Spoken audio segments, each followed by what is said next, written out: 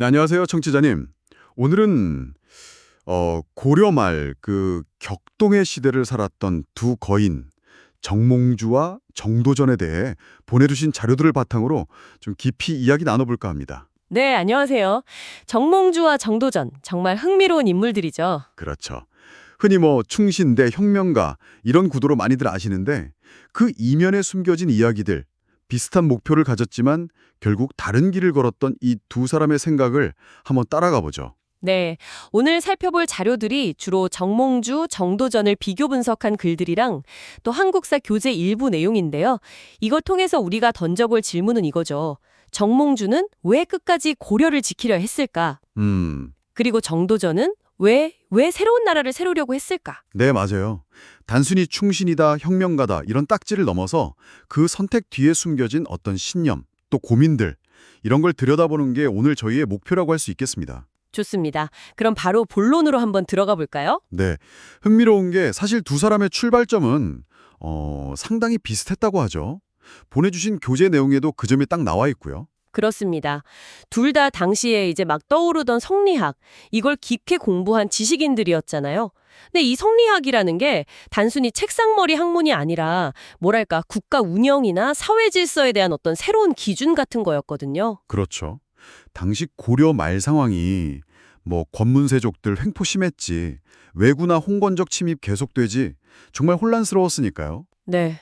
백성들 고통이 엄청났죠. 그러니까 뭔가 개혁이 필요하다. 이 점에는 두 사람 모두 깊이 공감했던 겁니다. 특히 자료들 보면 공통적으로 나오는 게 두 사람 다 그 맹자의 민본 사상, 그러니까 백성이 근본이다, 백성은 하늘이다, 이런 생각이 영향을 받았다는 거잖아요. 맞아요. 유교점엔 이성사회를 꿈꿨다는 점, 어떻게 보면 목표는 같았다고 볼 수 있죠. 그래서 초기에는 그 신흥무인 세력이었던 이성계하고 손잡고 개혁을 같이 추진했고요. 심지어 우왕, 창왕, 폐위시키는 것까지도 함께했죠. 네, 거기까지는 진짜 같은 배를 타고 있었던 거죠.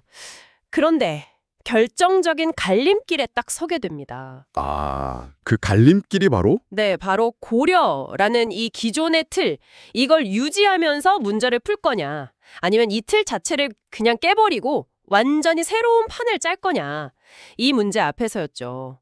청취자님이 보내주신 글 중에도 이 지점을 딱 지적하는 분석이 있더라고요. 운명을 가른 결정적 분기점이었다, 뭐 이렇게요. 정몽주의 선택은 결국 개혁이었던 거죠. 보내주신 자료 중 정몽주 입장을 다룬 글을 보면 이 고려라는 시스템 안에서 어떻게든 문제를 해결하려고 했던 것 같아요. 뭐 권문세족들이 불법으로 가진 땅들 정리하고 세금 문제 좀 손보고 이런 식으로 점진적으로요. 그게 중요한 지점인데요. 당시 이미 왕을 두 번이나 갈아치우는 그런 극심한 혼란을 겪은 뒤였잖아요. 그러니까 정몽주 입장에선 더 이상의 급격한 변화 그리고 그로 인한 희생은 이건 좀 무리다, 감당하기 어렵다 이렇게 판단했을 가능성이 커요. 하긴 그렇겠네요. 그 유명한 단심가 있잖아요. 이 몸이 죽고 죽어. 이게 단순히 그냥 왕조에 대한 맹목적인 충성이라기보다는 그렇죠. 어떤 그런 신념에 기반한 안정추구 뭐 이렇게 해석할 수도 있는 거죠. 결국은 그 신념 지키려다 선주교라에서 비극적인 최후를 맞이하게 되고요. 반면에 정도전은 완전히 다른 길, 혁명을 택했습니다. 고려라는 낡은 틀 자체를 이제 버리고 완전히 새로운 나라, 조선을 세우겠다. 이걸 목표로 삼은 거죠. 특히 그 청취자님 자료 등에 정도전 사상 분석한 글 보면 개민수전이라는 주장이 나오는데 와, 이건 진짜 급진적이더라고요. 네. 계민수전. 실제로 그렇죠. 백성 수를 세서 그걸 기준으로 토지를 다시 나눠주자 이거잖아요.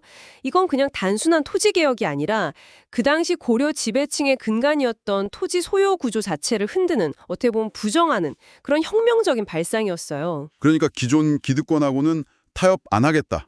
백성들 삶을 근본적으로 바꾸겠다. 이런 의지가 보이는 거죠. 네. 일부 자료에서는 그가 길었던 유배 생활 동안 직접 봤던 백성들의 그 참혹한 현실 있잖아요.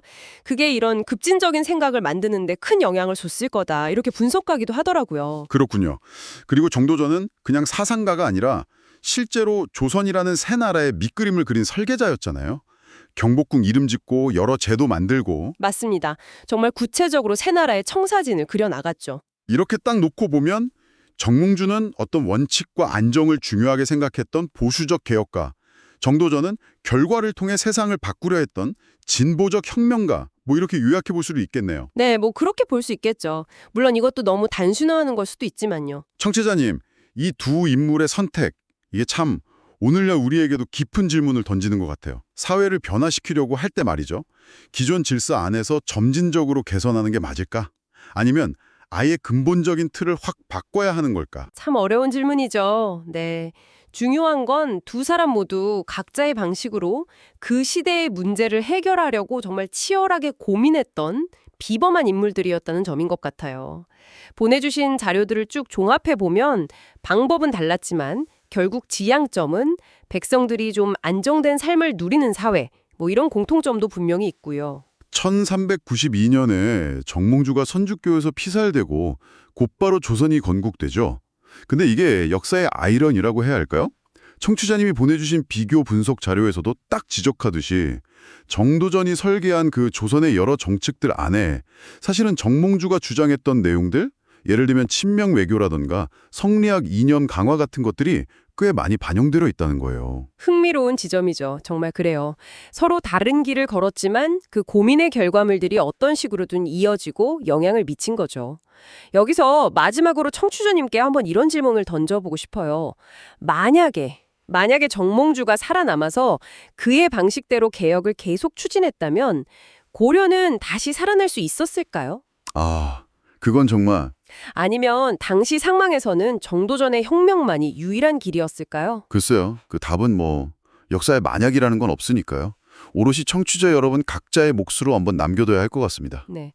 오늘 정몽주와 정도전, 이 두 거인에 대한 깊이 있는 탐색은 여기서 마무리해야 할 것 같네요. 네, 오늘 함께해 주셔서 감사합니다. 다음 시간에 또 다른 흥미로운 이야기로 찾아뵙겠습니다.